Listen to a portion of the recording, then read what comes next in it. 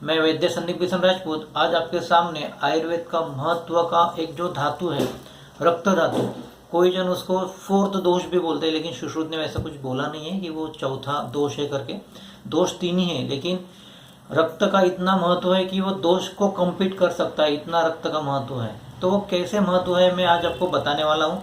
और जो भी कंसल्टेंट है उन्होंने अगर रक्त का एक भी प्रिस्क्रिप्शन वाला ड्रग नहीं लिखा है तो वो मेरे ख्याल से आयुर्वेदिक कंसल्टेंट हो ही नहीं सकता।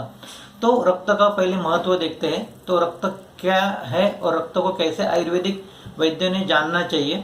तो एक स्टेप बाय स्टेप मैं आपको बताऊंगा कि रक्त ये जो धातु है ये पूरे शरीर में घूमने वाला और सबको नरिशमेंट करने वाला ये एक धातु है और सबको ऊर्जा देने वाला धातु है। तो इसीलिए रक्त को बोला है रक्त इति जीव स्थिति, मतलब वो क्या, उसका जो कर्म है वो जीवन देने वाला है, हर एक सेल को नरिशमेंट करने वाला है। अगर एक सेल में अगर रक्त नहीं पहुंचेगा तो क्या होगा कि वो सेल नेक्रोस हो जाएगा, मर जाएगा। तो उसमें ऐसा क्या घटक है रक्त में जो है वो आरबीसी है। आरबीसी क्या करते हैं, आरबीसी ये ऑक्सीजन कैरिंग उसमें कैपेसिटी रहती है। आरबीसी में हीम भी रहता है, इसीलिए लोह कल्प ये पांडु में आए हुए कल्प है।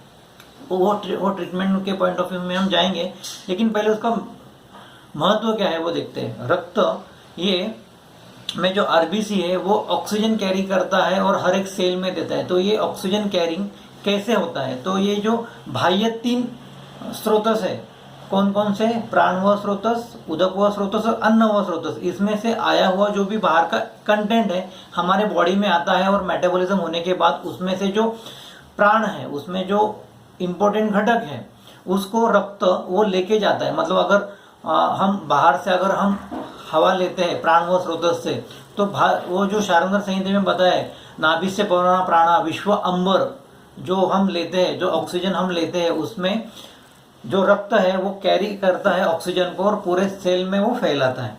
तो वो लंग से होते हुए वो हार्ट में आता है और पूरे शरीर में जाता है। सेम अन्न व स्रोतस और उदक व स्रोतस में जो भी हम खाना खाते हैं और जो भी हम पानी पीते हैं, खाने में क्या रहता है C6H12O6 जो ग्लूकोज है, उसमें से जो ऑक्सीजन है वो पोर्टल वेन से जाता है। और जब हम पानी पीते हैं H2O, उसमें का जो ऑक्सीजन है वो पोर्टल वेन से रक्त में आते हुए पूरे शरीर में फैलता है।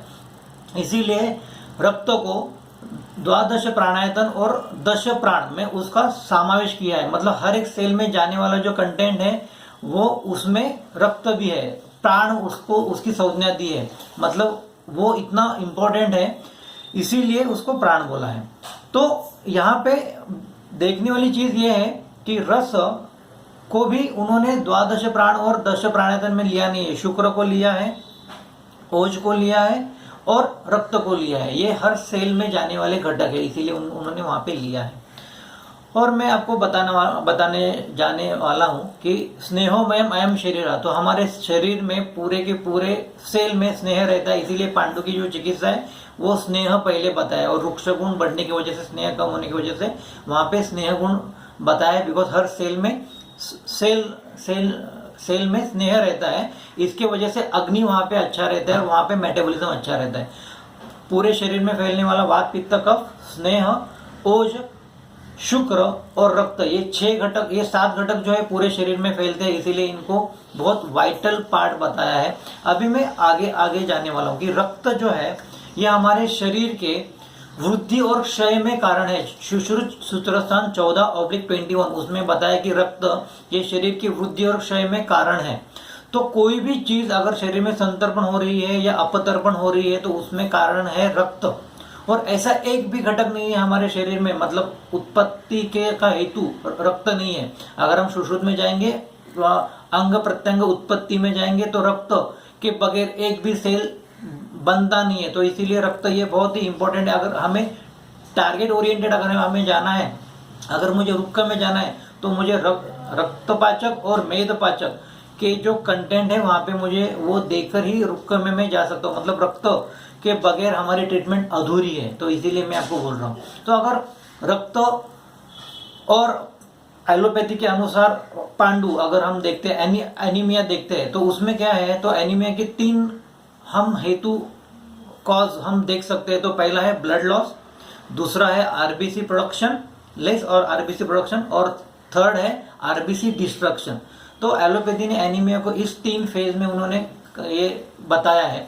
लेकिन हमारा पांडु ये बहुत बड़ा है और रक्त भी बहुत बड़ा है। हर डिसीज में रक्त धातु तत्व के अनुसार वो रहता ही है। लेकिन मैं अकॉर्डिंग टू एलोपैथी के अनुसार आयुर्वेद के थोड़े से कल्प बताना चाहता हूँ और वैदिक की ट्रीटमेंट बताना चाहता हूँ। अगर ब्लड लॉस हो रहा है तो हमें कौन कौन से व्याधियों के कल्प हमें यूज करना है। तो हमें रक्त पित्त का कल्प यूज करना है, हमें रक्त छर्दी के कल्प यूज करना है, रक्त अतिसार के कल्प यूज करना है और हमें रक्तार्श के कल्प यूज करना है और उसके साथ हमें विष की चिकित्सा करनी है अगर ब्लड लॉस हो रहा है तो।